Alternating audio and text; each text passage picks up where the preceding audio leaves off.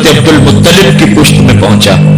اللہ تعالیٰ نے انہیں 10 بیٹے عطا فرمائے. انہوں نے منت مانی تھی, اے اللہ اگر تو مجھے 10 بیٹے دے اور وہ جوان ہو, تنومند ہو, تو میں ایک بیٹا تیرے راستے میں قربان کروں گا. جب حضرت عبداللہ جو کہ حضرت عبد المطلب کے چھوٹے فرزند تھے, ان کی عمر 18 سال ہوئی تو حضرت عبد المطلب کو اپنی منت یاد آئی. انہوں نے اپنے 10 بیٹوں کو بلایا, کہا بیٹا میں نے کعبہ کے رب سے یہ وعدہ کیا ہے کہ اللہ مجھے اگر 10 بیٹے دے گا تو میں ایک بیٹا اللہ کی راہ میں قربان کروں گا. اب تم بتاؤ تمہاری رائے کیا ہے. کہانی حرم کی پھر دوبارہ دہرائی جا رہی ہے. کہا رائے بتاؤ. 10 کے 10 بیٹوں نے گردن خم کر دی. کہا ایک بیٹے کو ذبح کرنا ہے. کہا جس کو چاہو. کہا نہیں میں قرعہ ڈالتا. جب قرعہ ڈالا تو حضرت عبداللہ کے نام قرعہ نکل آیا. فرشتے پھر دم بخود تھے, مالک تو نے اس کی پشت میں امانت رکھی ہے اور آج اس کو بھی ذبح کیا جائے گا. کائنات پر پھر کوہرام مچنے لگا. حضرت عبد المطلب آستینیں چڑھا رہے ہیں, ہاتھ کے اندر چھری ہے. یہ خبر پورے مکے میں پھیل گئی. سارے سردار دوڑے آئے. کہا عبد المطلب یہ رسم تو نہ ڈالو, اس کا ادا کرنا مشکل ہو جائے گا. کہا میں نے کعبے کے رب سے یہ منت مانی تھی اور اللہ نے وہ منت پوری کر دی. اب میں تو جب قرعہ نکالا تو میرے اس فرزند کے نام قرعہ نکل آیا. میں اس منت کو ہر صورت میں پورا کروں گا. لوگ اکٹھے ہو گئے, منت سماجت کر رہے ہیں, لیکن حضرت سیدنا عبد المطلب ہر صورت میں اپنی اس منت کو پورا کرنے کے لیے مصر ہیں. پھر کہا کہ حجاز کی حرافہ اس کے پاس چلتے ہیں اور جا کے اس کے سامنے یہ مسئلہ رکھتے ہیں. بعض نے لکھا کہ حجر کی کہنا کے پاس جاتے ہیں. باختلاف روایات وہ حجاز کی حرافہ کے پاس پہنچے. جب اس کا پتہ کیا تو وہ خیبر میں تھی, تو اس کے پاس سارے سردار اکٹھے ہو کے گئے کہ اس طرح ہمارے سردار نے منت مانی تھی تو اب وہ بیٹے کو ذبح کرنے کے لیے تیار ہے, تو تم بتاؤ کس کے بارے میں ہمیں کیا کرنا چاہیے. اس نے کہا کل آنا, میرا تابعی آئے گا تو میں اسے پوچھوں گی, جو مجھے کہے گا میں تمہیں بتا دوں گی. اگلے دن یہ سردار پھر اس حرافہ کے پاس پہنچے. اس نے کہا کہ میرا تابعی آیا تھا, پہلے تم یہ بتاؤ کہ تمہارے ہاں کسی شخص کی دیت کتنی ہے, جو شخص مقتول ہو اس کی دیت قاتل کتنی دیتا ہے. انہوں نے کہا 10 اونٹ. کہا جاؤ پھر ایک طرف 10 اونٹ رکھو اور ایک طرف عبداللہ کا نام رکھو اور قرعہ ڈالو. اگر 10 اونٹوں کی طرف قرعہ نکل آیا تو 10 اونٹ ذبح کر دینا, اور اگر عبداللہ کی طرف نام نکل آیا پھر دوبارہ 10 اونٹ کی طرف اور رکھنا, 20 رکھنا, اور اس طرح اونٹ 10 بڑھاتے جانا. جب قرعہ عبداللہ کے نام سے ہٹ کر اونٹوں کی طرف نکلا تو پھر اتنے اونٹ ذبح کر دینا. میرے تابعی نے یہی حل بتایا ہے. کہا ٹھیک. آئے اور آ کے ساری بات سنائی. 10 اونٹ ایک سمت رکھے گئے اور حضرت عبداللہ کا نام ایک سمت رکھا گیا. جب قرعہ نکالا تو حضرت عبداللہ کے نام نکلا. پھر 20 اونٹ رکھے گئے. پھر قرعہ نکالا تو حضرت عبداللہ کے نام نکلا. پھر 30 اونٹ رکھے گئے. قرعہ حضرت عبداللہ کے نام نکل رہا ہے. 40 اونٹ رکھے گئے, 50 رکھے گئے, 60, 70, یہاں تک کہ 100 اونٹ رکھے گئے. 100 اونٹ جب ادھر ہو گئے, اب قرعہ نکالا تو اونٹوں کے نام نکل آیا. سارے خوش ہو گئے کہ اب قرعہ اونٹوں کے نام نکل آیا, عبداللہ کی جان بچ گئی. لیکن حضرت عبد المطلب فرمانے لگے کہ میں ایسا نہیں کروں گا. کہا کیا کرو گے؟ کہا ایک مرتبہ نکلا ہے, 3 مرتبہ قرعہ ڈالو. اگر تینوں مرتبہ عبداللہ کے نام کی بجائے اونٹوں کے نام نکلا تو پھر میں سمجھوں گا کہ اللہ کی طرف سے یہی مرضی ہے, ورنہ میں اپنے بیٹے کی گردن پہ چھری رکھ دوں گا. اللہ اکبر. مکے کے اندر سردار بھی دعائیں مانگ رہے ہیں. اللہ اکبر. ام ایمن بھی دعا مانگ رہی ہے. مکے کے پربت دعائیں مانگ رہے ہیں. کائنات کا ذرہ ذرہ دعائیں مانگ رہے ہیں. قرعہ جب ڈالا گیا تو دوسری مرتبہ بھی قرعہ اونٹوں کے نام نکلا. اب اب تیسری مرتبہ جب قرہ ڈالا گیا تو ہر ایک کا دل دھڑک رہا ہے. حضرت عبد المطلب تیار ہیں، کہا اگر تیسری مرتبہ بھی قرہ اونٹوں کے نام نہ نکلا تو میں اپنے بیٹے کی گردن پہ چھری پھیروں گا، چونکہ میں نے کعبے کے رب سے منت مانی ہوئی ہے. جب تیسری مرتبہ قرہ ڈالا گیا تو وہ بھی اونٹوں کے نام نکلا. 100 اونٹ ذبح کر دیے گئے. حضرت عبداللہ جو کہ حضور کی امانت کے امانت دار تھے، ان کی زندگی محفوظ ہوئی. حضور علیہ السلام فرمایا کرتے تھے انا ابن الذبیحین، لوگوں میں 2 ذبیحوں کا بیٹا ہوں. ایک ذبیح اسماعیل علیہ السلام ہے اور ایک ذبیح میرے والد حضرت عبداللہ رضی اللہ تعالیٰ عنہ. جلدی سے حضرت عبداللہ کی شادی کی گئی. حضرت آمنہ سلام اللہ علیہا آپ سے نکاح ہوا. شادی کو بھی چند ماہ ہی گزرے تھے کہ حضرت عبداللہ رضی اللہ تعالی عنہ شام کی طرف تجارت کی غرض سے گئے. واپس جب مدینہ طیبہ پہنچے تو ان کی طبیعت خراب ہو گئی. تو وہ چند لمحے چند دن وہاں رک گئے. قافلہ بھی رکا لیکن طبیعت سنبھل نہیں رہی تھی. قافلے والے انہیں وہاں چھوڑ آئے اور واپس آ گئے. کچھ دنوں کے بعد خبر پہنچی کہ حضرت عبداللہ رضی اللہ تعالیٰ عنہ کا مدینے میں انتقال ہو گیا ہے. حضور علیہ السلام شکم مادر میں. فرشتوں نے کہا مالک تیرے نبی تو شکم مادر میں یتیم ہو گیا. اے اللہ تیرا نبی تو شکم مادر میں یتیم ہو گیا. آواز آئی آنا حافظ ہو و آنا ناصر ہو و آنا کافل ہو. تم کیوں پریشان ہوتے ہو؟ میں اس کی حفاظت بھی کروں گا، اس کی مدد بھی کروں گا، اس کی کفالت بھی کروں گا. حضرت آمنہ سلام اللہ علیہ کے دل میں یہ خیال تھا کہ میں اپنے شوہر نامدار جس کے چہرے کو ابھی میں نے جی بھر کے دیکھا بھی نہیں تھا اس کی قبر پہ جاؤں. لیکن جو امانت تھی اس امانت کے تقاضے ان کو اس سفر سے روکتے رہے. حتیٰ کہ حضور کی ولادت ہوئی. آقا کریم کی عمر جب 6 سال ہوئی تو اب ان کے دل میں یہ جذبے اور یہ احساس اجاگر ہوا اور یہ جذبہ بڑھ گیا کہ میں جاؤں اور اپنے شوہر نامدار کی قبر پہ حاضر ہوں. حضرت آمنہ سلام اللہ علیہا آپ اپنے نونہال فرزند کو لے کر ام ایمن جو کہ حضرت عبداللہ کی کنیز تھی ان کو لے کر آپ پہنچے. مدینہ المنورہ کچھ عرصہ گزارا. اللہ کے محبوب علیہ السلام کو کسی یہودی نے دیکھا تو اس نے یہ خبر گرم کر دی کہ وہ جو موعود نبی ہے جس کا وعدہ ہماری سابقہ کتابوں میں ہے وہ یہی ہے. لوگ جوق در جوق دیکھنے آنے لگے. تو حضرت آمنہ پریشان ہوئی اور جلدی سے وہ مکے کی طرف عازم سفر ہوئی. ابھی مکے سے 150 کلومیٹر کا فاصلہ باقی تھا کہ ابوا کے مقام پر حضرت آمنہ سلام اللہ علیہ کو سخت بخار ہو گیا اور حضرت آمنہ سمجھی کہ یہ میرا بخار جان لیوا ثابت ہوگا. تو انہوں نے ام ایمن کو بلایا. کہا لگتا ہے کہ یہ بخار میری موت کا باعث بنے گا. میں تمہیں وصیت کرتی ہوں کہ میرے بیٹے کو بحفاظت امیر قریش عبد المطلب تک پہنچا دینا. اور اس کے بعد حضور کو حضرت آمنہ نے بلایا، اپنے سامنے بٹھایا، سر پہ ہاتھ رکھا. حضرت آمنہ حضور سے کچھ باتیں کرنا چاہ رہی تھی. وادی ابوا کے اندر یہ منظر بڑا دلگداز تھا. حضرت آمنہ نے اب حضور کے سر پہ ہاتھ رکھا اور روتے ہوئے کہا، آنکھیں چھلکنے لگی. کہا بیٹا ہر نئی چیز نے پرانی ہو جانا ہے اور ہر باقی نے فنا ہو جانا ہے. میں بھی جا رہی ہوں وذکر باک وولدت طہرا، لیکن سنو میرا ذکر نہیں مٹے گا. میں تیرے جیسا پاکیزہ بیٹا چھوڑ کے جا رہی ہوں. یہ آخری لفظ تھے حضرت آمنہ سلام اللہ علیہ کے. اس کے بعد حضرت آمنہ سلام اللہ علیہ آخری ہچکی لی اور حضور سے ماں بھی جدا ہو گئی.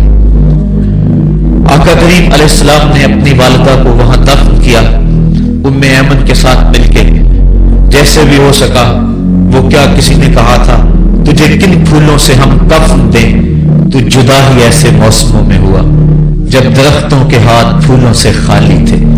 آقا کریم کی آنکھیں چھم چھم برس رہی ہیں حضرت ام ایمن حضور کو اپنے ساتھ چمٹا لیا اور مکہ المکرمہ پہنچ کے حضور کے دادا کے سپرد کیا۔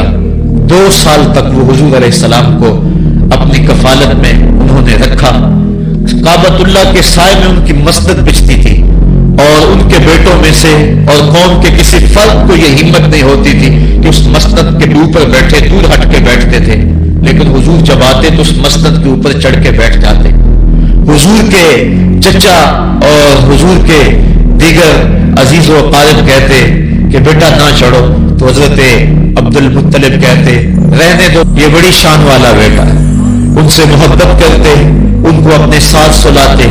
8 سال کی حضور کی عمر ہوئی کہ امیر قریش کا بھی انتقال ہو گیا۔ ابن حشام نے لکھا ہے کہ جب امیر قریش کا انتقال ہوا تو سوگ میں مکے کے بازار بند ہو گئے، پورا شہر جنازے میں امٹ آیا، لیکن 8 سال کا بچہ تھا، بلک بلک کے رو رہا تھا۔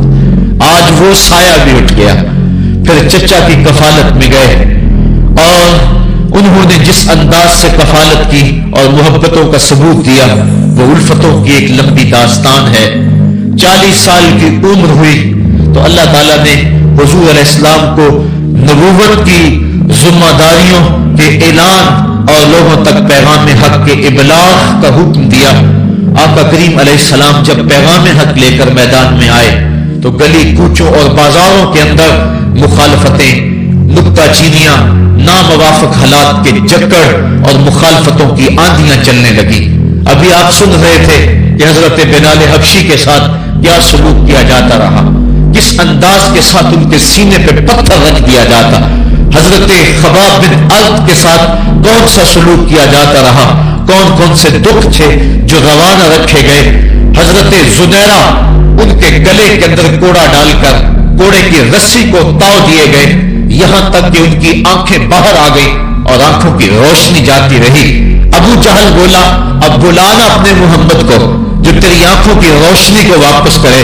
زنیرہ نے ہاتھ پھیلا لیے اور کہا عرش کے رب، میں ان آنکھوں کا نور کیا میرے بدن پہ ٹکڑے ٹکڑے ہو جاتے، کبھی بھی تیرے سے زندگی نہ مانگتی، لیکن اب تیرے نبی کی عزت کا سوال ہے، میری آنکھوں کی روشنی واپس کر دے۔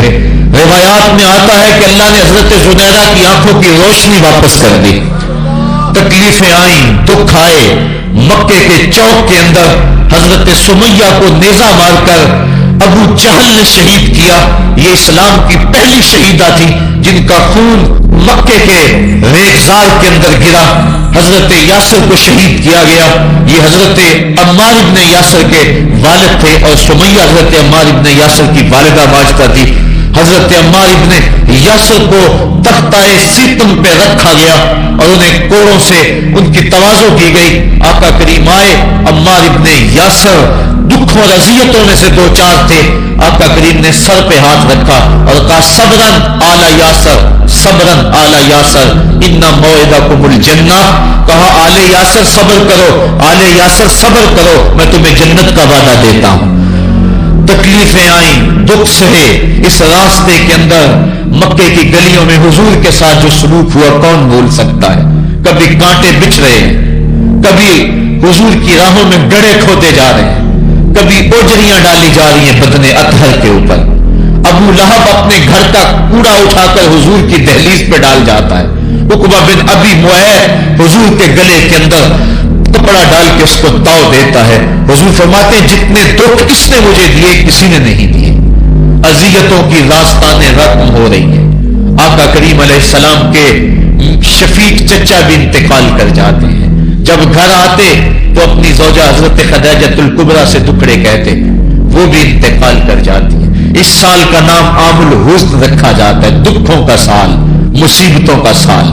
آقا کریم بہت دل برداشتہ ہوئے قوم سے، پھر سوچا چل طائف چلتا ہوں اور طائف والوں کو پیغام حق دیتا ہوں، شاید میری آواز پر وہ لبیک کہہ دیں۔ 1 مہینے کا سفر کر کے حضرت زید بن حارثہ کو ساتھ لے کر طائف پہنچے۔ ان کے 3 سردار تھے، عبد یالیل بن عمر، حبیب بن عمر اور مسعود بن عمر۔ ان کے پاس جا کر پیغام حق دیا، کہا تمہاری بھلائی کا سندیشہ لے کر بڑی دور سے چلا ہوں، میری دعوت کو قبول کر لو، دنیا میں بھی کامیابی आखिरत में भी कामरानी तुम्हारा मुकद्दर होगी। ये दावत पेश की। उन्होंने कहा कि हम तुम्हारी दावत को मुस्तरद करते हैं। एक बोला कि और कोई जमाने में बंदा नहीं था जिसको नबूवत मिलती, तुझे मिलनी थी। किसी ने कुछ कहा, ताने दिए, दिल दुखाया हुजूर का। आका करीम ने फरमाया, इस फाल तुम मा फाल तुम फक तुम वलैया, तुमने जो मुझसे कहा सो कहा, तुमने जो मेरे साथ सलूक किया वो तुम्हारी मर्जी। इतना मेरे से वादा करो कि ये बात कि मैं तुम्हारे पास आया हूं दावत दीन देने के लिए, तुम्हें पैगाम हक देने के लिए, इसको पोशीदा रखोगे, मख्फी रखोगे, ताकि मक्के वाले मेरे दुश्मन हैं और जब उन्हें पता चला कि ताइफ गए हैं तो वो ताइफ वालों ने भी दावत कबूल नहीं की तो वो तमस्कुर करेंगे, मुझे निशाने तदहीक बनाएंगे। लिहाजा जो कहा सो कहा, अपने अंदर इस बात को राज रखो। उन्होंने कहा कि हम क्यों राज रखते थे। उन्होंने इफ्शा किया, बल्कि ओबाशों के हाथों में पत्थर दिए। हजरत उम्मुल मोमिनीन सैयदा आयशा सिद्दीका रज़ियल्लाहु ताला अन्हा, महबूब कायनात, कहती हैं कि एक दिन मैंने हुजूर से पूछा कि आपका उहुद के दिन से सख्त दिन भी कभी जिंदगी में आप पर आया है। फरमाया, हाँ आयशा, जब ताइफ के बाजारों में तेरी कौम ने मुझे पत्थर मारे थे तो ये दिन उहुद के दिन से भी सख्त था। हुजूर फरमाते, जब मैं ताइफ से बाहर निकला तो उनके हुंडे दो रोया कितारों में खड़े थे, हाथों में पत्थर, और मैं दरमियान से गुजरने लगा तो वो मेरे पांव पे पत्थर मारते, मैं पांव उठा लेता तो दूसरे पांव पे पत्थर मारते, फिर मैं शिद्दत दर्द और एहसास कर्ब से बैठ जाता तो उनके दो हुंडे आगे बढ़ते, मुझे कंधों से पकड़ के उठाते और फिर मुझे पत्थर मारते। फरमाया, है आयशा, ये दिन उहुद के दिन से भी सख्त था जब तेरी कौम ने ताइफ के बाजारों में मुझे पत्थर मारे। आका करीम अलैहिस्सलाम उहुद के अंदर जब हुजूर के चचा शहीद हुए, वो दिन भी तारीख इस्लाम का दर्दनाक दिन है। आका के सर पे पट्टी बंधी हुई थी, आंखों में आंसू थे और बार बार पूछते थे, मा फाला अम्मी, मेरे चचा की बात सुनाओ। जब बताया गया हुजूर हजरत हमजा शहीद हो गए तो आका करीम उनकी लाश पे गए, देखा कि उनका पेट चाक है, उनकी नाक काट दी गई है, उनकी जुबान काट दी गई है, उनका दिल निकाल लिया गया है, उनकी आंखों में नेज़े चुभोए गए हैं और उनके कान काट लिए गए हैं। आका करीम की आंखों में अश्क थे और आका करीम, मा फाला अम्मी, मेरे चचा का क्या हुआ। आका करीम अपनी जुबान पे ये लफ्ज ला रहे थे और फिर जब हजरत सफी आई और उनके पास दो कफन के टुकड़े थे, दो कफन के कपड़े थे, जब हजरत अमीर हमजा को कफन दिया जाने लगा, कहा 7 अंसारी की लाश पड़ी हुई है, कहा इन्हें भी कफन दो, मेरा हमजा 2 कपड़ों में और इसे एक कपड़ा भी नसीब ना हो। मुहम्मद अदल करने आया है, इंसाफ करने आया है। अब जब कपड़े फैलाए गए तो एक कपड़ा लंबा था, एक कपड़ा छोटा था। अर्ज की हुजूर, ये जो बड़ा कपड़ा है ये अमीर हमजा रज़ियल्लाहु ताला अन्हु को दे दे और छोटा अंसारी को दे दे। कहा नहीं, मैं इंसाफ करने आया हूं, कुरा डाल लो, किसके हिस्से में कौन सा कपड़ा आता है। और जब कुरा डाला गया तो छोटा कपड़ा हजरत अमीर हमजा के हिस्से में आया और बड़े कपड़े में उस अंसारी सहाबी को कफन दिया गया। अब वो कपड़ा जब हजरत अमीर हमजा का सर ढांपते थे तो पांव नंगे हो जाते, पांव ढांपते तो सर नंगा हो जाता। आका करीम फरमाया, कपड़ा सर की तरफ कर दो और अजगर घास लेकर पांव की तरफ डाल दो। अल्लाह के महबूब अलैहिस्सलाम उस दिन इतने गमज़दा थे कि जब दोबारा मदीने पहुंचे तो हुजूर को पकड़कर खच्चर से सवारी से उठाकर हुजूर को जो है वो नीचे रखा गया। सख्त तकलीफ में थे, दुखों की जिंदगी, ताइफ के बाजार, फिर मदीने के अंदर जब वो माहौल आया, खूबसूरतियां आ गई, रोशनी आ गई, आसमान से हरदम नूर उतरने लगा। वो वक्त गया जब लोग पत्थर मारते थे, अब हुक्म हो गया, खबरदार मेरे नबी की आवाज से आवाज भी ऊंची नहीं करनी। खबरदार, तुमने मेरे नबी से कोई मसला पूछना है तो पहले सदका लो, फिर फकीर ढूंढो, फिर खैरात करो, फिर मेरे नबी की चौखट पे आओ। तुम्हें पता चले कि किस चौखट पे आ रहे हैं, किस दर पे आ रहे हैं। आका करीम अलैहिस्सलाम इस माहौल के अंदर घर में खुश हैं, आंगन में खुशियां हैं, फूल खिले हुए हैं। हजरत इब्राहीम अलैहिस्सलाम हुजूर के शहजादे हुजूर की रान पे बैठे हुए हैं। हजरत इमाम हुसैन भी दौड़ते दौड़ते आए और वो भी हुजूर की एक रान पे बैठ गए। हुजूर कभी हुसैन को देखते हैं, کبھی اپنے فرزند کو دیکھتے ہیں، کبھی حسین کو دیکھتے ہیں، کبھی حسین کے ماموں کو دیکھتے ہیں۔ حضرت ابراہیم اور حضرت امام حسین رضی اللہ تعالیٰ عنہ دونوں کو دیکھ کر اللہ کے محبوب خوش ہو رہے ہیں۔ فرشتہ نے اذن مانگا، آقا کریم نے اذن دیا، اس نے عرض کی حضور ان دو میں سے ایک کا اختیار ہے، ایک کو ایک کے بدلے میں قربانی دینا ہوگی۔ اب قربانیوں کی وہ حرم سے جو داستان چلی تھی وہ تسلسل ٹوٹنے نہیں پا رہا ہے، وہ تسلسل جاری ہے۔ حضور نے ایک نظر حضرت ابراہیم کو دیکھا اور پھر ایک نظر حضور نے حضرت امام حسین کو دیکھا، پھر حسین کو پکڑ کے سینے سے لگایا اور کہا میں اپنے اس بیٹے کو قربان کر رہا ہوں۔ چند دن کے بعد حضرت ابراہیم کا انتقال ہوا۔ حضور کو جب خبر پہنچی، آقا کریم کی آنکھیں آنسو برسا رہی تھی۔ وَأَيْنَ رسول اللہ تدمعان، حضور کی آنکھوں میں آنسو جاری تھے اور حضور اپنے بیٹے کے سرہانے بیٹھے، پیشانی پہ ہاتھ رکھا، کہا بیٹا آنکھیں رو رہی ہیں، دل غم زدہ ہے، لیکن زبان سے وہی کہوں گا جس سے رب راضی ہوگا۔ لیس منا من ضرب الخدود وشق الجیوب ودعا بدعوى الجاہلیہ، جو گریبان نوچتا ہے، منہ پہ تھپڑ مارتا ہے، سینہ کو بھی کرتا ہے، کہ ہمارے ساتھ اس کا کوئی تعلق نہیں ہے۔ آنکھوں کا غم اور دل کا غم رحمان کی طرف سے ہے، ہاتھوں کا غم اور زبان کا واویلا یہ شیطان کی طرف سے ہے۔ کہا بیٹا آنکھیں رو رہی ہیں، دل غم زدہ ہے، لیکن زبان سے وہی کہوں گا جس سے رب راضی ہوگا۔ اب امام حسین حضور کی گود میں کھیلتے ہیں، کبھی حضور اپنی زبان ان کے منہ میں دے رہے ہیں، کبھی حضور اس کو اپنے کندھوں پہ سوار کرا رہے ہیں۔ کسی صحابی نے کہا کتنی اچھی سواری ملی، کہا سواری دیکھ رہے ہو، سوار بھی تو دیکھو۔ کبھی سجدے میں ہیں تو حسین پشت پہ آ کے سوار ہو جاتے ہیں، آقا سجدے کو طول دے رہے ہیں۔ حضرت اسامہ بن زید رضی اللہ تعالیٰ عنہ فرماتے ہیں رات کافی بیت چکی تھی، میں حضور کے در پہ گیا۔ صحابہ حضور کے در پہ چوکھٹ پہ دستک نہیں دیا کرتے تھے، حضور کی چوکھٹ پہ لگ کے بیٹھ جاتے، آقا کریم اپنی مرضی سے آتے، صحابہ دکھڑا کہہ لیتے، کہانی کہہ لیتے، جو پوچھنا تھا پوچھ لیتے۔ لیکن اگر کبھی حالت ناگزیر ہوتی، کبھی ایمرجنسی حالات بنتے تو صحابہ اپنی انگلیوں کے پودوں کے ساتھ حضور کے دروازے پہ دستک دیتے۔ کانت تکرہ ابواب النبی بالاظافر، اللہ اکبر۔ حضور تشریف لائے، حضور سے حاجت کہی۔ یہ 14ویں صدی کی مصیبت ہے کہ نبی سے مانگنا نہیں چاہیے، اگر نبی سے نہیں مانگنا تو کس سے مانگے؟ اور کون سی چوکھٹ ہے جس در پہ جھولی پھیلائیں؟ کون سا دوارہ ہے جہاں کشکول پھیلا کے کہیں کہ ہماری جھولی بھر دی جائے؟ اور جتنے بھی سہارے ہیں سبک کرتے ہیں، عزت نفس بڑھاتا ہے سہارا تیرا، ہر آسرا ذلیل کرتا ہے، نبی کا آسرا بندے کو سر بلند کرتا ہے۔ حضرت اسامہ بن زید کہتے ہیں میری حاجت پوری ہو گئی، لیکن میں نے کیا ماجرا دیکھا، جب حضور گفتگو کر رہے ہیں، دوران گفتگو اللہ کے محبوب کمبل اوڑھ کے یوں ہی آگے تھے، حضور کے دائیں بائیں سے حرکت کا احساس ہوتا ہے جس طرح اندر کوئی چیز ہے۔ میری حاجت پوری ہوئی تو مجھ سے نہ رہا گیا، میں نے پوچھ لیا، میں نے کہا بندہ نواز یہ کیا ماجرا؟ آپ کمبل اوڑھا ہوا ہے اور اندر سے کسی کی حرکت کا احساس ہے۔ فکشفہ، حضور نے کمبل کو کھول دیا، فائز الحسن والحسین علی ورکیہ، تو ایک پہلو سے امام حسن لپٹے ہوئے تھے، ایک سے امام حسین لپٹے ہوئے تھے۔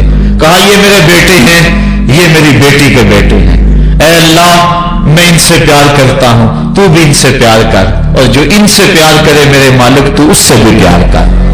اور ایک دن فرمایا حسین منی وانا من الحسین، لوگو حسین مجھ سے ہے اور میں حسین سے ہوں۔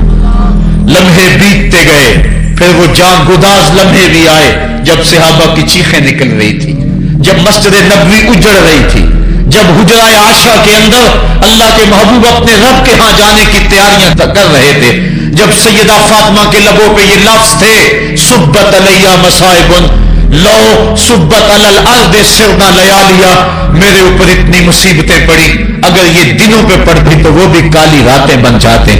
حضور علیہ السلام کا جب جسد اطہر اٹھا تو صحابہ کی جو حالت تھی وہ اس انداز سے کہ صحابہ کے کلیجے پھٹ رہے تھے، روحیں گداس ہو رہی تھی، ایک ہاتھ اٹھا کے دعا مانگ رہا تھا اللہم اذہب بصری حتی لا ارا بعد حبیبی محمد احدا، اے اللہ مجھے اندھا کر دے، مجھے اندھا کر دے، مجھ میری آنکھوں کی بینائی چک لے، تیرا محبوب تہے مزار چلا گیا، میں نے آنکھوں کی روشنی کو کیا کرنا ہے۔ وہ دن بھی آئے، حضرت سیدنا صدیق اکبر کا کلیجہ بھی پگھل رہا ہے، وہ بھی غم رسول میں رو رہے ہیں، صحابہ تڑپ رہے ہیں۔ وہ اونٹنی، غصبہ نامی اونٹنی جس پہ حضور سواری کرتے تھے، وہ حضرت فاطمہ کے دروازے کے اوپر سر رکھ کے رو رو کے مر گئی۔ جب محبوب نہیں رہے تو ہم نے جی کے کیا لینا ہے؟ کائنات اجڑ گئی، جہان میں جو ہے وہ ہر سمت اندھیرا ہی اندھیرا چھا گیا، لیکن روشنی کے ٹمٹماتے ہوئے چراغ آج بھی روشن ہیں، جن کو دیکھ کر مصطفیٰ یاد آتے ہیں۔ لوگ ان شہزادوں کو دیکھ لیتے ہیں اور حضور کی یاد کو تازہ کر لیتے ہیں۔ وقت گزرتا گیا، پھر وہ لمحے بھی آئے کہ جب حضرت امام حسن کو زہر دیا گیا اور آپ کا کلیجہ کٹ کٹ کے کئی سو حصوں میں باہر آیا۔ آپ سے آخری لمحے حضرت امام حسین نے پوچھا کہ میرے بھائی کوئی وصیت؟ کہا بیٹا کوفے والوں سے بچ کے رہنا، ان کے دغے سے بچ کے رہنا۔ لمحے بیت گئے، 60 ہجری کو یزید تخت نشین ہوا، تخت نشین ہو گیا تھا، لیکن اس نے یہ چاہا کہ حضرت امام حسین رضی اللہ تعالی عنہ میرے لیے بیعت کر لیں، اور اس نے مدینے کے گورنر ولید بن عقبہ کو خط لکھا، اور خط کا مضمون یہ تھا کہ امام حسین کو بلاؤ اور میرے لیے بیعت لو، اور اگر وہ بیعت نہیں دیتے تو اس خط کے جواب کے ساتھ ان کا سر بھیج دو۔ ولید بن عتبہ محب اہل بیت تھا، اس نے رات کی کافی تاریکی کے اندر حضرت امام حسین رضی اللہ تعالیٰ عنہ کو پیغام بھیجا۔ حضرت امام حسین نے حضرت عبداللہ ابن زبیر سے مشورہ کیا، انہوں نے کہا اس وقت گورنر کا بلانا خیر نہیں، صبح جائیں گے۔ آپ فرمایا نہیں میں بھی جاتا ہوں، کچھ سواروں کو ساتھ لیا، کہا تم باہر کھڑے ہو جانا دارالعمارت کے، اگر میں آواز دوں تو تم دوبارے پلان کے اندر آ جانا۔ ولید بن عتبہ کے پاس امام حسین پہنچے، آپ نے کہا کہ سناؤ کیا معاملہ ہے؟ تو اس نے کہا کہ یہ خط ہے جو یزید نے بھیجا ہے۔ آپ نے فرمایا کہ میں صبح بتاؤں گا۔ ولید بن عتبہ نے کہا ٹھیک ہے۔ امام حسین پلٹنے لگے تو مروان بن حقل جو پاس بیٹھا ہوا تھا گورنر کے، کہنے لگا یہ چلے گئے تو دوبارہ ہاتھ نہیں آئیں گے، اب موقع ہے، اب ان کو پکڑ لو اور ان سے زبردستی بیعت لے لو۔ یہ بات حضرت امام حسین کے کانوں میں پڑی، آپ پلٹے، نیام سے تلوار نکالی، حیدری کے چھاپ سے محمدی شیر نکل آیا، اور حضرت امام حسین رضی اللہ تعالیٰ عنہ نے اس وقت جو جملے کہے، تاریخ کے اوراق کے اندر وہ جملے محفوظ ہیں۔ حضرت امام حسین نے کہا ایھا الامیر، اے امیر تو جانتا نہیں ہم کون ہیں؟ انا ماجد الرسالہ و محبت الوحی و مختلف الملائکہ، میں وہ ہوں جس کے گھر میں جبریل آتا تھا، ہمارے گھر میں وحی اترتی رہی ہے۔ وَيَزِيدُ بْنُ مُعَاوِيَةَ رَجُلٌ فَاسِقٌ فَاجِرٌ قَاتِلُ النَّفْسِ مُولِدٌ بِالْفِسْقِ شَارِبُ الْخَمْرِ وَمِثْلُنَا لَا يُبَايِعُ، کہا اور یزید شرابی ہے، یزید مسلمانوں کا قاتل ہے، یزید فاسق مولن ہے، اے امیر میرے جیسا شخص چھپ کر بیعت نہیں کر سکتا۔ اللہ اکبر۔ حضرت امام حسین نے جب یہ بات کہی، جو باہر لوگ کھڑے تھے وہ بھی چاقو چوبند ہو گئے۔ اس نے کہا حضور آپ جائیے۔ مروان مشورے دیتا رہا، لیکن حضرت امام حسین کو گورنر مدینہ نے کہا کہ آپ جائیے۔ حضرت امام حسین رضی اللہ تعالیٰ عنہ واپس پلٹے۔ حضرت امام حسین کی ہمشیرہ سیدہ زینب انتظار کر رہی تھی بھائی کا۔ پوچھا کیا ماجرا ہے؟ کہا حالات بگڑ گئے، اب ہمارا مدینے میں رہنا محال ہے، صبح سحری سے قبل شہر مدینہ چھوڑ دیں۔ اللہ اکبر، ورنہ ہمارے خون سے نبی کا حرم لالا زار بنے گا۔ حضرت امام حمام رضی اللہ تعالیٰ عنہ نے اہل بیت کی مشاورت سے یہ فیصلہ کر لیا۔ کجاوے کسے جانے لگے، سامان تیار ہو گیا۔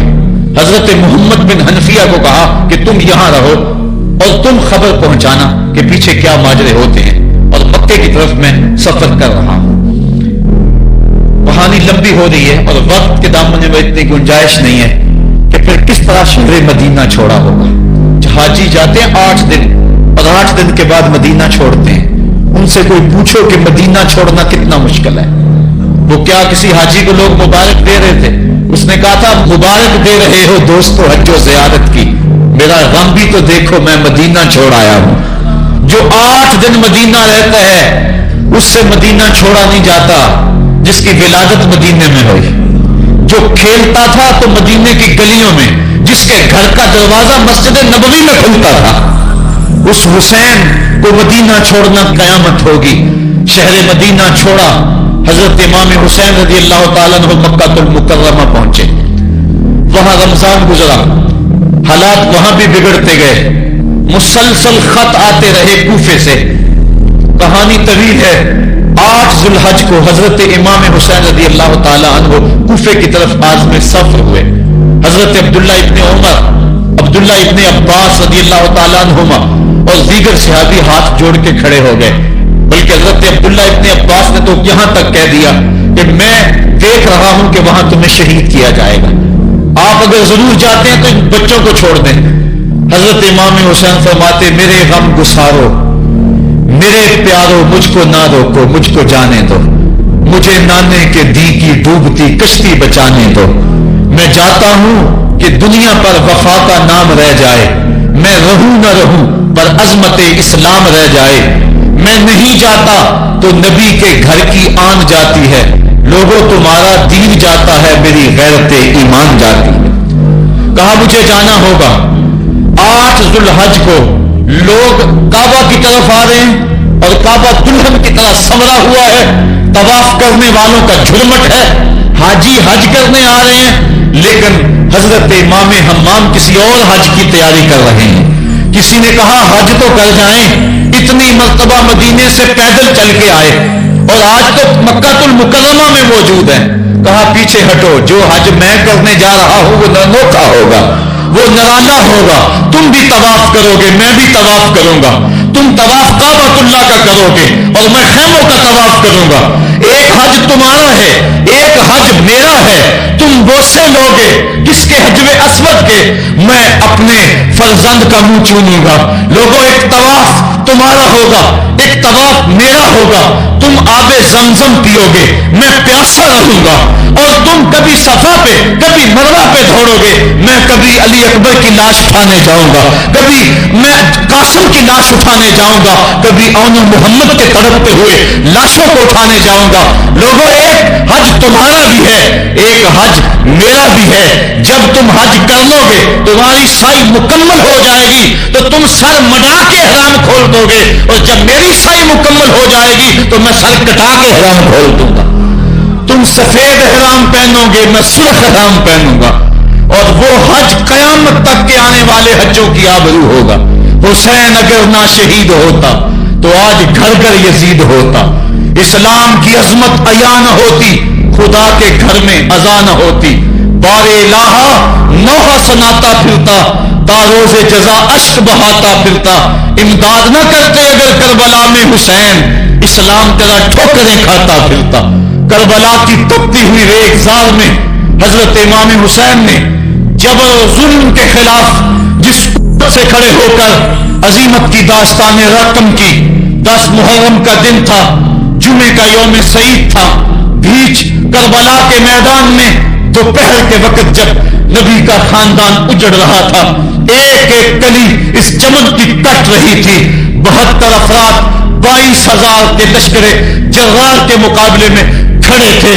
وہ یزید جس نے اس کے علاوہ بھی بڑے جرم کیے, جس نے جو ہے وہ 1700 صحابہ کو مکہ المکرمہ میں شہید کیا, جس نے 700 حفاظ قیام کو شہید کیا, جس نے حضرت ابو سعید خضری کی داڑھی نوچ لی, جس نے مدینے کے اندر مسجد نبوی کے اندر گھوڑے باندھے, جس نے جو ہے وہ 3 دن تک مسجد نبوی کے اندر اذان نہ ہونے دی, وہ یزید آج کربلا کے تپتے ہوئے ریگزار کے اندر آل رسول کے ساتھ ظلم کی وہ داستان رقم کر رہا تھا کہ قیامت تک آنسو سسکیاں نہیں تھمنے پائیں گی. یزید مر گیا، اس کا نام مٹ گیا، اس کا تشخص مٹ گیا، لیکن حسین کا نام آج بھی زندہ ہے، اس کا پیغام آج بھی زندہ ہے. یہ ہزاروں کا مجمع، یہ امٹتے ہوئے محبتوں کے جذبات، یہ آنکھوں کا آنسوؤں کا خراج دینا، کیا یہ حسین ابن علی کی زندگی کی دلیل نہیں ہے؟ کون ہے جو یزید کا نام لیتا ہو؟ آج اگر کوئی یزید کا نام لیتا بھی ہے تو سر جھکا کے لیتا ہے.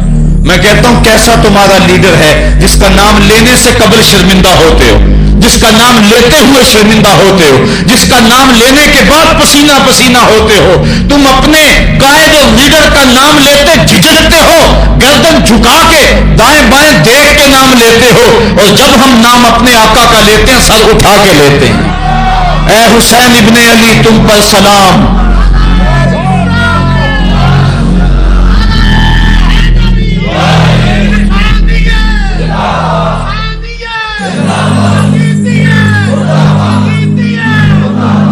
صاحبو کربلا کا تپتا ہوا منظر ہے، اتنے دکھ آ گئے.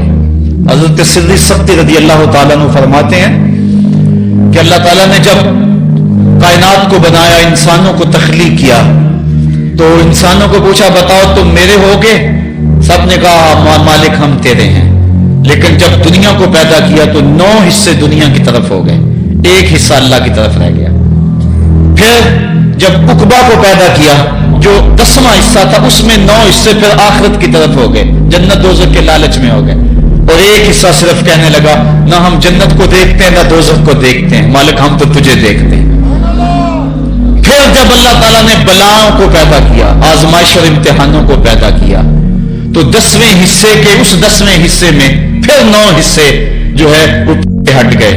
1 حصہ ایسا تھا جس نے گردن جھکا کے کہا زمین و آسمان کی بلائیں بنا کے ہمارے گلے کا توق بنا دے، تیرے راستے سے نہیں ہٹیں گے. کربلا کے تپتے ہوئے ریگزار میں وہ منظر ختم ہونے والا ہے. ایک قربانی منا میں ہوئی تھی، غریب و سادہ و رنگی ہے داستان حرم، نہایت اس کی حسین اور ابتدا ہے اسماعیل. وہاں دمبا آ گیا، آگے 100 اونٹ آ گئے، اور آج اللہ اکبر حضرت امام حسین کربلا کے تپتے ہوئے ریگزار میں 22,000 کے لشکر کے سامنے کھڑے. کہا لوگو میرا حق پہچانو، میرے خون سے اپنے ہاتھ نہ رنگو، مجھے پہچانتے ہو کہ میں کون ہوں؟ کہا لوگو جلدی نہ کرو، میرے حق کو پہچانو. اس وقت روئے زمین پر کسی نبی کی بیٹی کا بیٹا موجود نہیں ہے. لوگو میرے راستے سے ہٹ جاؤ اور میرے خون سے اپنے آپ کو ابدی بدبختیوں کا شکار نہ کرنا. بلکہ آپ نے نام لے لے کے فرمایا کہ اے زید بن حارث، اے ابن دبی، اے ابن جبیر، اے فلاں فلاں، نام لے کر کہا تم نے خود ہی خط لکھے تھے. انہوں نے کہا ہم خط نہیں لکھے. آپ نے وہ چمڑے کا تھیلا تھا اس کو الٹ دیا، کہا یہ تمہارے خط ہیں اور آج تم مکر گئے ہو. انہوں نے کہا کہ سیدھی بات ہے، یا تو بیعت کرو اور یا پھر مرنے کے لیے تیار ہو جاؤ. حضرت امام حسین نے کہا کیسی بات کرتے ہو، اگر میں نے بیعت کرنی ہوتی تو مدینہ کیوں چھوڑتا، اس جائے پناہ کو کیوں چھوڑتا. دولت کی تجوریاں کھول دی گئیں، پیشکشیں کی گئیں. حضرت امام حسین فرمایا یہ کبھی نہیں ہو سکتا، جس سے صرف حق ہی قبول ہو، یہی جس کا اصل اصول ہو، جو نہ بک سکے جو نہ جھک سکے، اسے کربلائیں ہی راز ہیں. پھر جبر کی آندھی چلی، ایک ایک کر کے جانثار راہ خدا میں قربان ہوتا گیا. پھر خاندان نبوت کی باری آئی. حضرت علی اکبر حضرت امام حسین کے جوان سال بیٹے راہ خدا میں جان پیش کرتے ہیں. بھتیجے قاسم رضی اللہ تعالیٰ عنہ جان قربان کرتے ہیں.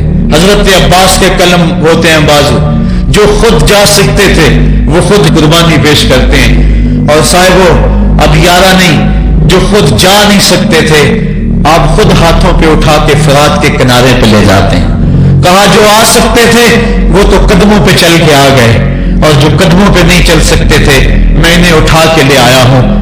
پھر ایک 2 شاخہ تیر ہلکے اصغر میں پیوست ہوتا ہے، خون چلو میں دے کر آسمان کی طرف اچھالتے ہیں، اور پھر اللہ کی بارگاہ میں عرض کرتے ہیں ربنا तकब्बल मिन्ना हाज़ल कुर्बान, मेरे मालिक हुसैन की ये कुर्बानी भी कबूल फरमा ले। ये काम आसान नहीं है, जिगर पारा हाथों में तड़प के ठंडा हो जाए और फिर भी सब्र का मुजाहरा किया जाए और अल्लाह की रिजा पे राजी हो जाए।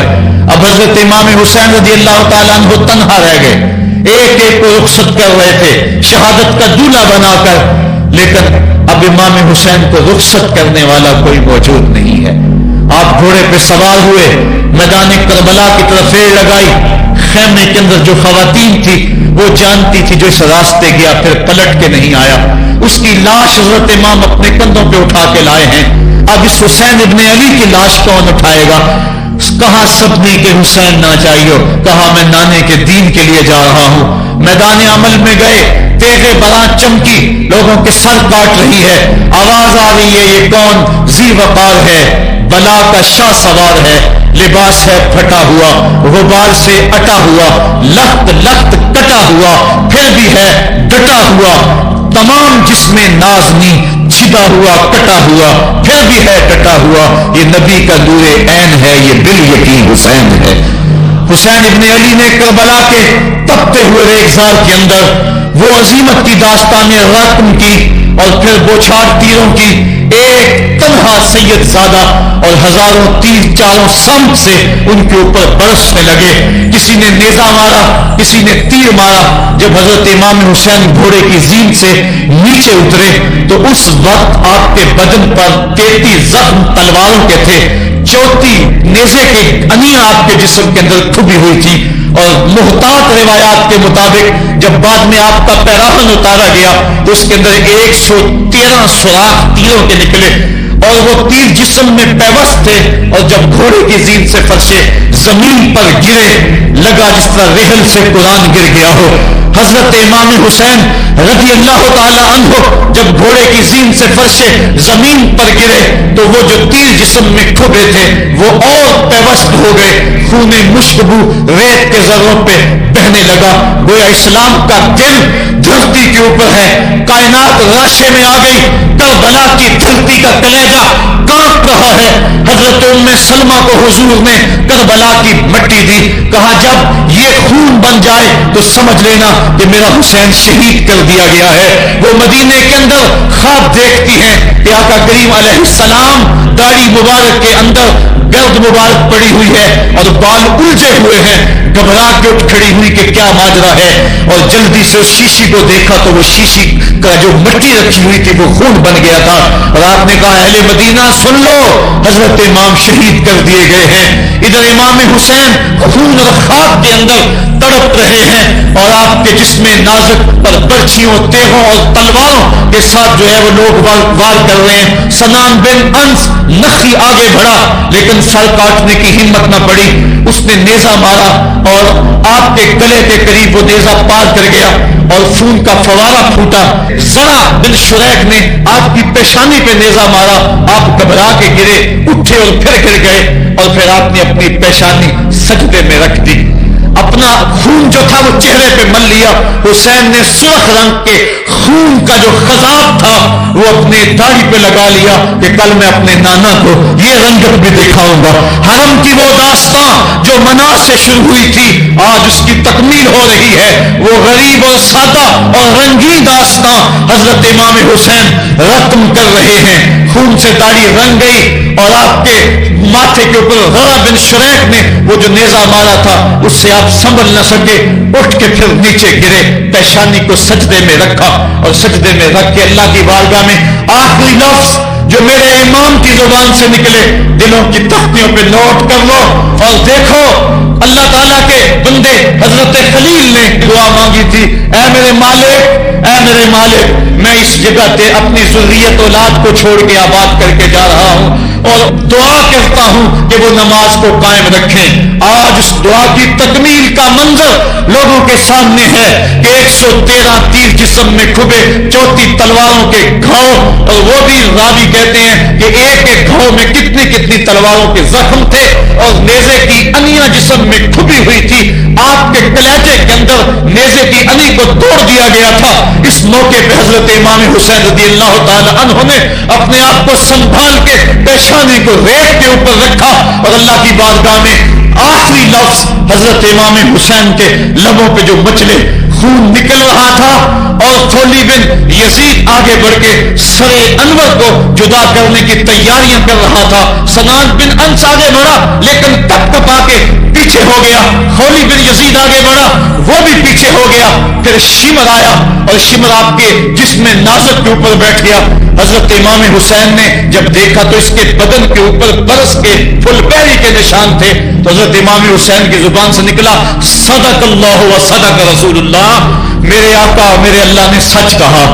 اس نے کہا کیا سچ کہا؟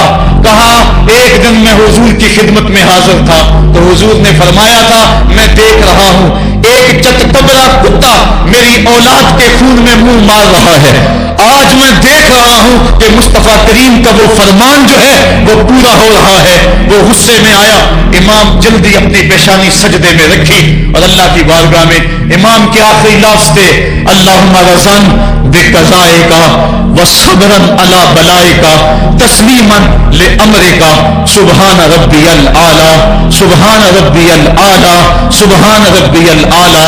مالک بھائی بیٹے بھتیجے بھانجے جانثار آیان و انصار سب کچھ لٹا کے عباس کے بازو کٹا کے جو جا سکتے تھے انہیں بھیج کے جو جا نہیں سکتے تھے خود اٹھا کے لے جا کر کے عباس کے بازو قلم کروا کے یہ خیمے کے اندر بچیاں یتیم ہو گئی ہیں، سہاگ اجڑ گئے ہیں، میرے مالک سب کچھ لٹا کے نبی کا گھر اجڑ گیا، ایک ایک پتی گر گئی، جن کو بلایا گیا تھا آج ان کی میزبانی تیروں تلواروں اور نیزوں سے ہوئی، لیکن مالک تو دیکھا میری زبان پہ ہائے نہیں آئی، میں نے اف تک نہیں کی، زخم پہ زخم کھا کے جی، خونے جگر کے گھونٹ پی، آہ نہ کر لبوں کو سی، یہ عشق ہے یہ دل لگی نہیں، یہ محبت ہے، یہاں لوگ مصلوب بھی ہوتے ہیں، یہاں لوگ سولی بھی چڑھتے ہیں، حکم ہوتا ہے خبردار اگر عہدی کی تو صابروں سے نام کاٹ دوں گا۔ کہا مالک اللہم رضن بے قضائے کا، جو تقدیر تھی میں اس پہ راضی ہو گیا،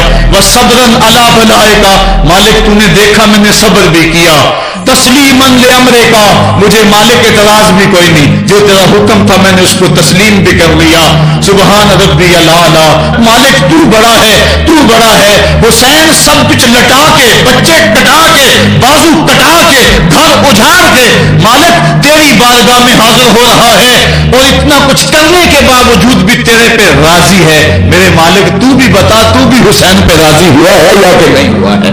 تو بھی حسین پہ راضی ہوا ہے کہ نہیں ہوا؟ آواز آئی اس پیاسے پر علی شیر خدا کو ناز ہے، اس نواسے پر محمد مصطفیٰ کو ناز ہے، اوروں نے بھی سجدے کیے پر اس کا عجب انداز ہے، اس نے وہ سجدہ کیا جس پر خدا کو ناز ہے۔ اے حسین ابن علی تم پر سلام، میرے ساتھ مل کے کہہ دو اے حسین ابن علی تم پر سلام، اے حسین ابن علی تم پر سلام۔ یہی وقت تھا جب خاندان نبوت لٹ رہا تھا، دوپہر کا وہی سما وہی لمحے، ان ہواؤں کو ہاتھ جوڑ کے کہو ہمارا سلام کربلا والے آقا کے حضور پہنچا دے اور عرض کرو اے حسین ابن علی تم پر سلام، نازش آل نبی تم پر سلام، تم پہ لاکھوں رحمتیں لاکھوں سلام، اے شہیدان محبت کے امام، لالا ہوں لالا بدن لالا کفن، اے چمن اندر چمن، زندگی ہی زندگی تیری حیات، اے حیات اندر حیات، افتخار ملت بیضا ہے تو، رب کعبہ کی قسم یکتا ہے تو، فخر کا دل میں دریچہ باز کرنا چاہیے، جن کا تو آقا ہے ان کو ناز کرنا چاہیے۔ ہم واہ حسین والے ہیں آ حسین والے نہیں ہیں، واہ حسین تیری عظمتوں کو سلام۔ کو ہمالیہ کا کلیجہ بھی پھٹ جاتا شک ہو جاتا، لیکن اتنے زخم کلیجے پر جوان بیٹے کی لاش کو کندھوں پہ اٹھا کے لانا کوئی مذاق تو نہیں ہے۔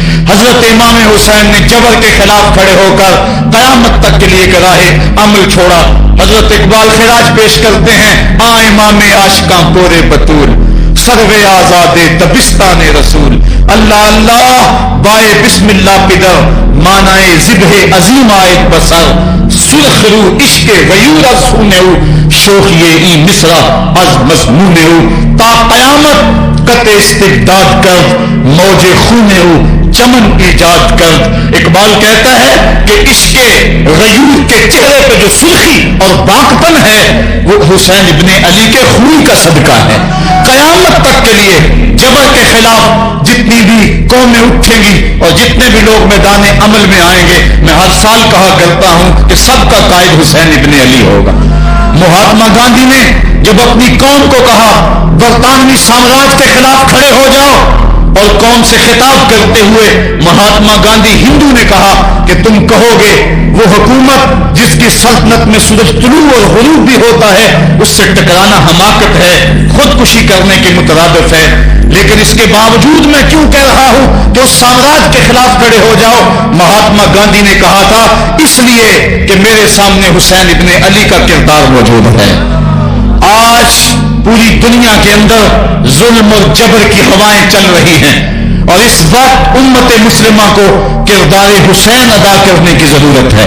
اگر ہم نام حسین ابن علی کا لیں اور کرتوتیں اور لچھن سارے یزید والے ہوں تو یہ لفظ حرف حرف اور قدم قدم حضرت امام حمام سے منافقت ہے.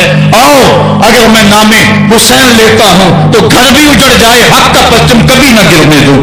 میں اور آپ اس عزم کے ساتھ میدان عمل میں اتریں. ادارۃ المصطفیٰ کسی تنظیم کا نام نہیں، یہ ایک فکر کا نام ہے، ایک تحریک کا نام ہے، ایک مشن اور ایک انقلاب کا نام ہے. یہ روحوں میں ہلچل پیدا کرنے کے جذبوں کا نام ہے. یہ مصطفیٰ کریم کے در پہ سلامی دینے کا نام ہے. یہ اپنا سب کچھ مصطفیٰ جان رحمت پہ قربان کر دینے کا نام ہے. آؤ ادارۃ المصطفیٰ کے پلیٹ فارم پہ آپ میدان عمل پہ نکلیں. حضرت امام حسین نے اسلام کے گرتے ہوئے پرچم کو تھام لیا اور جبر کی آندھیوں کے مقابلے کے اندر بھی اس پرچم کو خم نہیں ہونے دیا. آج میں اور آپ ان کا مشن، ان کی فکر لے کر میدان عمل میں نکل آئیں. قرآن کا پھریرا بنا کر، قرآن کا پرچم ہی سینوں میں تھام کر، اہل بیت کی محبت اپنے سینوں میں لے کر میدان عمل میں نکلیں اور قرآن کی دعوت گھر کر دیں. اور اب رکنا نہیں، اب تھمنا نہیں، فردوس میں جا کے دم لینا، آفاق کے ہر گوشے میں قرآن سنا کے دم لینا. اب یہ اٹھنے والے قدم آگے بڑھتے رہیں. یہ درس قرآن کا جو قافلہ ملک کے طول و عرض کے اندر روا دوا ہے، اس میں ایک جوش پیدا ہو جائے اور اس کے اندر ایک انقلاب پیدا ہو جائے. کوئی گھر ایسا نہ رہے، کوئی بستی ایسی نہ رہے، کوئی کان ایسا نہ رہے جس کان تک قرآن کا نغمہ نہ پہنچنے پائے.